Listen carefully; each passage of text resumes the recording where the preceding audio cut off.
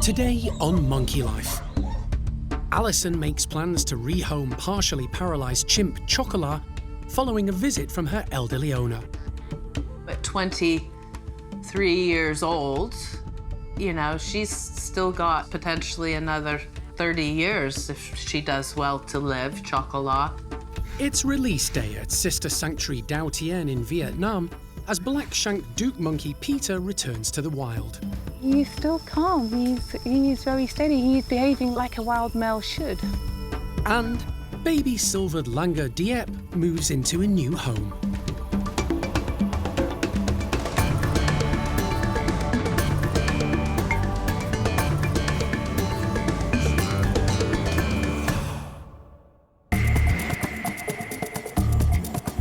Monkey World in Dorset, buried deep in the English countryside, is the largest sanctuary of its kind on the planet.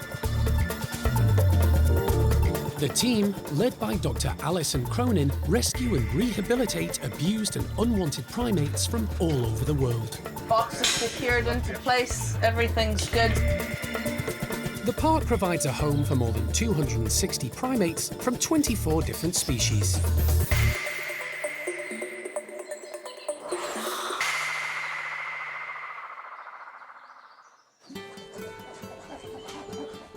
Monkey World has been rescuing chimps from across the globe for nearly 40 years.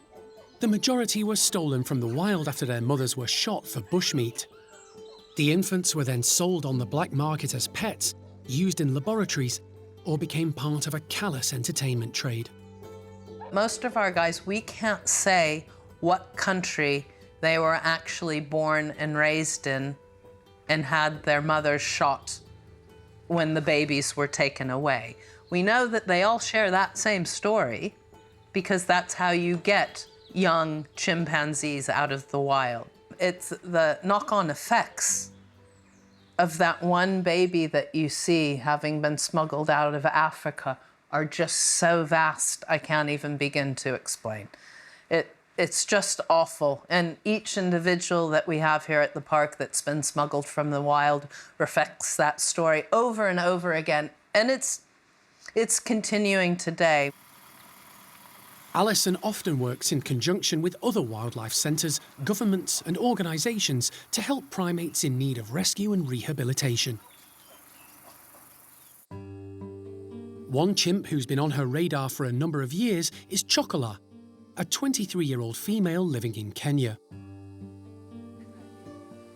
She's been cared for by her owner Graziella since she was an infant. Unlike most of the chimps at Monkey World, Chocola's story is well documented, and it's heartbreaking. The mother was shot out of the trees for bushmeat, the baby's clinging to the mother, and the baby was covered in bullet spray. So through the head, through the back, and Graziella took on the baby chimp and named it Chocola, little girl, and began on a quest to try and do everything and anything she could to get medical help for Chocola. So from the time she was an infant, you know, I've got photos that Graziella has shared with me of Chocola with, you know, sort of almost cartoon-like bandages around her head. As she started to grow up a bit more, it became clear that she was sort of paralyzed down her right side, at least partially, and that her hand and her foot weren't being used properly. At the time, Graziella was running Chimpunga, a chimpanzee rehabilitation centre in the Republic of Congo. When she left and moved to Kenya, she took Chocola with her. The chimp's disabilities required a lot of care and attention, which the centre couldn't provide at the time. So it fell to Graziella to look after her. Quite a hero in my eyes. You know, she's just done so much over her life, putting her own needs in life aside to do what she could to help and conserve chimpanzees. But Graziella is now in her 80s with health issues of her own.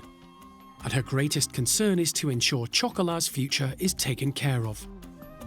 At 23 years old, you know, she's still got quite a number of years, potentially another 30 years if she does well to live, Chocola. And Graziella is now a senior citizen and knows that she needs to make a plan for Chocola's future. With that in mind, Graziella has flown to the UK to visit Alison and Monkey World and discuss the chimp's future. Chocola is very important for me. That is true.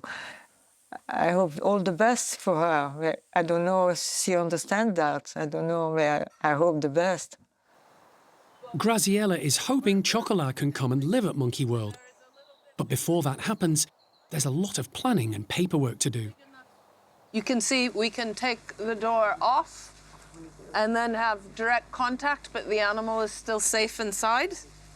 And this provides very good viewing, so she can see out while traveling. Alison has met Chocola before. In 2016, she flew out to Kenya with the late John Lewis, a specialist wildlife vet. They offered assistance after the chimp suffered a bad fall and damaged her hip. I agreed to help out, and that I took John Lewis and we went over and with some assistance from the British Army, who are local also, we did a health check. We had Chocola down with an anesthetic, did blood tests, did x-rays, and checked her out. That leg, John, how are you feeling or thinking? There's no fracturing in the long bone here. We didn't really expect that. There's a little bit of crepitus, sort of bony crunching, if you like. That's a bit of a dramatic word. In the hip joint itself. So the x-rays will be very Helpful. interesting and hopefully helpful. I mean, it's not dislocated or anything, but... What John and I did find from that health check that we did is that, yes, she has, you know, bullet spray and that kind of thing, but the good hip, the left hip that she actually walks on and puts all of her weight through, it has signs in that hip joint of degenerative bone disease. From that moment on, Alison made it her mission to do everything she could to help Graziella and Chocola. But it's an enormous undertaking. Even if all the necessary paperwork and checks are completed and Chocola makes the journey to Monkey World safely, she'll still need to be integrated into one of the park's chimp groups. Her disabilities could make that challenging. We can offer Chocola a home with others of her own kind, but she herself, Chocola, is going to have to accept and be interested in the companionship of other chimpanzees. I think that'll come even if it's not an instantaneous response. And the others are going to have to accept her. Now, we're used to doing chimpanzee introductions, but with Chocola's physical handicap, it's a concern. Alison wouldn't usually consider moving a chimpanzee out of Africa, but Chocola's case is unique. The rescue centres in Africa are full due to the ongoing illegal trade, and none of them have the facilities to be able to help. So, yeah, everybody has fully accepted that it's the right thing for Chocola to come to Monkey World, even though she's currently in Africa. But with no other options, and Graziella reaching out to me saying, please, will you help me do this? There's no getting around it. I've now promised Graziella in exactly these words that regardless of what happens to her or anybody else, I will always be here to help pick up the pieces and do the right thing for Chocola. And I've made that commitment to Graziella, and I'm going to stick to it.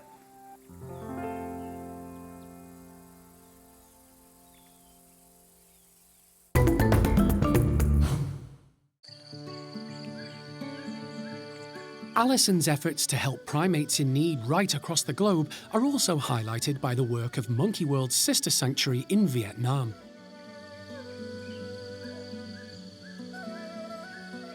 Dao Tien was set up 16 years ago and is a 65-hectare island reserve in the Dong Nai River within Cat Tien National Park. The small team there dedicate their lives to rescuing, rehabilitating and releasing back into the wild some of Vietnam's most endangered primates. In recent months, the centre has had an influx of primates in need of help, particularly silvered langurs. 5-month-old Diep is one of them. The young male was stolen from the wild along with a female called Danny. The pair were confiscated from a street seller by the police and then released into the care of Dao Tien. Young female Danny was so traumatised she didn't survive more than a few days. But Diep is getting stronger day by day. He's doing really well, considering on day 3, day 4 when he was here after we rescued him that we had to get him onto oxygen just to pull him through and get him to survive. He's come on leaps and bounds. His health is incredible, he's active, he's not lethargic anymore. It's just incredible to see how he's changed, and it's brilliant news, brilliant news. With more and more primates needing rescue, the team at Dao Tien realised a purpose-built facility was the only answer. In the last few months, they've been hard at work constructing a Duke and Silvered Langur Emergency Rehabilitation Centre.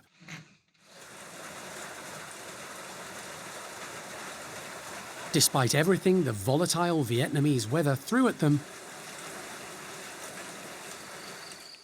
the building is now complete and ready to receive its first residents.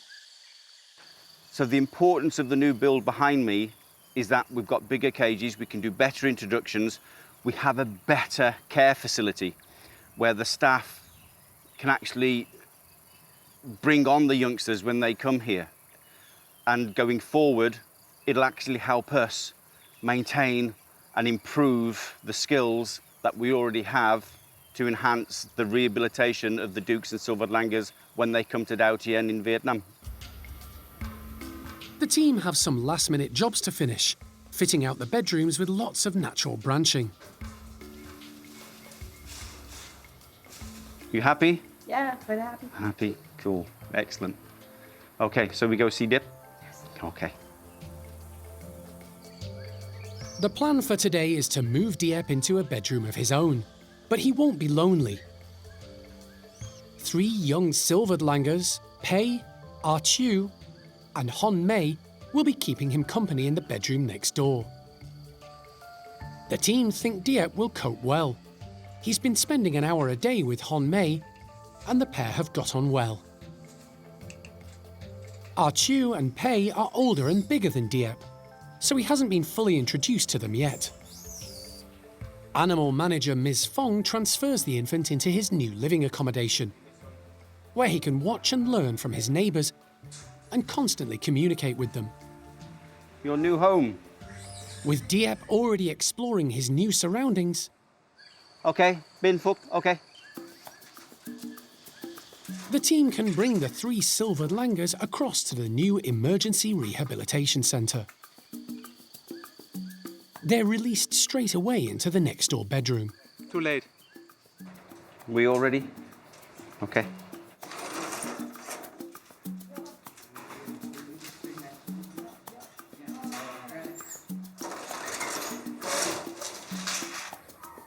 The trio are keen to explore their new surroundings.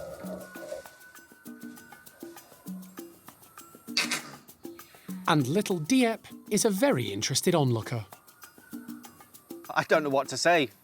Everything went according to plan. They've calmed down, they're nice and relaxed, they're eating, interacting. Absolutely amazing. Could not have asked for anything better. It went absolutely smoothly today. While Diep and his 3 new housemates are in their early stages of rehabilitation, another monkey at the centre is about to complete his. Black-shanked Duke Peter will shortly be released into a 20-hectare semi-free enclosure on the southern tip of Dao Tien. The centre already has a large family of Dukes living on the island, some of whom were released in 2010. The team are hoping Peter might join them. But not having released adult males close to established groups before, they're unsure. He may just stay on the fringes to watch and learn from them. It's been a long but rewarding process getting Peter to this point. He arrived at Dautien 2 years ago and was estimated to be around 4 to 5 years old. Like many of the primates who come to the Centre for Rehabilitation, the details of his background are unclear. But the team on the island have worked wonders, and he's now a large, strapping, healthy male. Dr. Marina Kenyon, the director of Dautien, has flown out to oversee the release. She's amazed how far Peter has come. Fung and the team worked their magic. One of the biggest tools we have here on Dautien is the forest, and we have incredible knowledge now of the wild leaf. And we just started introducing him to wild leaf, and now his knowledge of the forest leaf is brilliant, and he has gained 5 kilos. So 2 years on, he is now a magnificent male and ready for release, passed all health checks, good to go. The team have built a release cage within the semi-free enclosure. They've also set up camera traps to monitor the area for predators and signs of the other dukes.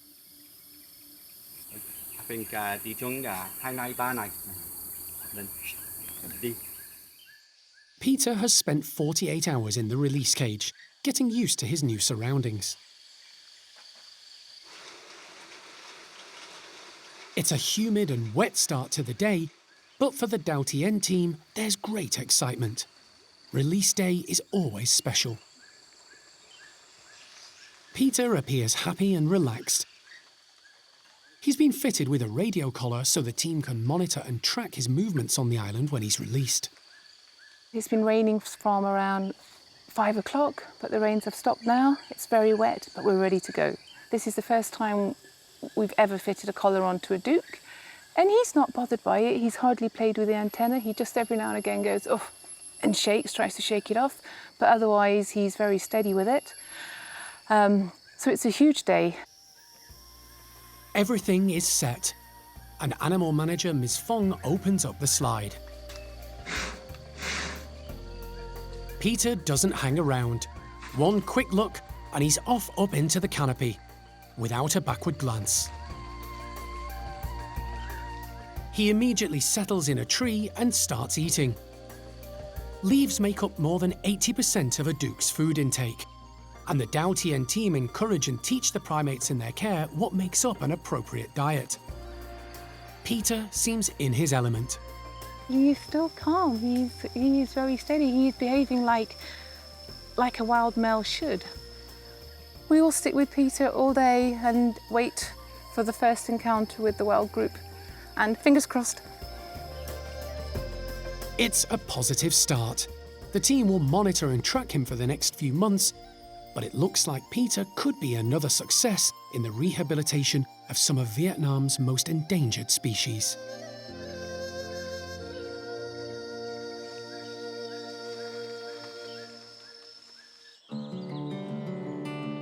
Back at the park in Dorset, it's been a few weeks since stump-tailed macaque Toto underwent serious dental surgery with the removal of 6 teeth. His mouth has healed well, and he's now back with housemate Sylvie and long-term friend Freddie. The trio are all getting on in years, and the primate care staff keep a close eye on them. Go on, Stumpies! Sylvie, Toto! Today, Steph is giving them all a scatter feed of sweet corn. Fred, you coming out? While Sylvie and Freddie forage for the food, Steph calls Toto over for a closer look Toto? and to assess his progress. Got some things over here too. Come and show me those beautiful eyes, buddy. Come here. Good boy. Okay. Delicious. I'm gonna get telling off from you in a minute, aren't I? Good job. Good job, buddy. Last one, buddy. There you go. Good boy. Good job. She's pleased with his improvement. All things considered, he's doing better than he was pre-vet day. We recently had him down for dental. What we thought might be, 1 or 2 teeth that might need to come out turned out to be quite a lot of teeth. He had some really nasty teeth. So in terms of his mouth, he's doing a lot better. He's eating really well. He's started to be eating hard foods again. And that definitely seems to be a big improvement for him. His dental issues may be on the mend, but that's not the only reason Steph wants a close-up look. Toto has cataracts. His left eye is a lot worse than his right, and the condition is likely to deteriorate. He's still able to get up and about. He's still got decent mobility. Even though we've got some concern with his eyesight, his vision, he's still able to find small bits of food in long grass. We're just having to keep a lot of care and attention on Toto because he was never very well equipped to be the boss, and he's even less well equipped now. He's got an ageing body to contend to and an ageing brain as well. He may be getting on, but Toto is still remarkably agile. Bit of a display now. You're so big and strong, buddy. Toto isn't the only stumpy the team have been concerned about in recent months. The lone female, Sylvie, is nearly 25 years old and has also had a visit from the vet. Her weight has been fluctuating for a long time, accompanied by bouts of diarrhea. Unfortunately, the vet didn't find anything conclusive, and her condition hasn't improved. Vet days can be really brilliant in that they find us answers, but they can also sometimes not really give us a lot to work with. Sylvie is a prime case of that. She's doing pretty well in herself. She's up, she's bright, she's active, she's eating. But we haven't really got to the bottom of mysterious bottom problems with Sylvie. She's still getting diarrhea, she's still getting some bloating. Our best sort of guess is that she's got some sort of chronic IBS, so we are doing our best to manage her with her diet and looking at what we're eating and what we're giving to her, and just generally trying to keep a close eye on what's going on. But she's still getting ongoing problems, and we suspect that that will be just her now, and we're just going to have to try and manage it as best we can. The trio aren't getting any younger, and their ailments may well be the consequence of old age. But the team do all they can to make their lives as comfortable as possible. So we're just trying to lavish as much care and attention on these 3 as we possibly can while they're with us. But, we have to face the facts that this stumpy group might not be around for too much longer, and we're just trying to give them every bit of love and attention while we've got them.